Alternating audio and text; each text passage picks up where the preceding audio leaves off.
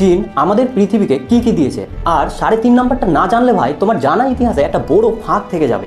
Number 1, কাগজ। ভাবো তো, কাগজ না থাকলে আজ স্কুলের খাতা, প্রেমপত্র, বই, এমনকি পরীক্ষার প্রশ্নও থাকতো না। 105 খ্রিস্টাব্দে চীনে প্রথম ভালো মানের কাগজ তৈরি করেন চাই লুন নামে একজন ব্যক্তি। গাছের ছাল, পুরনো কাপড় আর তন্তু ব্যবহার করে এমন এক জিনিস বানিয়ে ফেললেন যেটা পরে পুরো পৃথিবীর জ্ঞান রাখার মাধ্যম হয়ে গেল। মানে আজ তুমি যে স্কুলের বই খাতা পড়ছো, গার্লফ্রেন্ডকে চিঠি লিখছো, তাতে কাগজের একটা বড় অবদান রয়েছে। নাম্বার 2, বারুদ।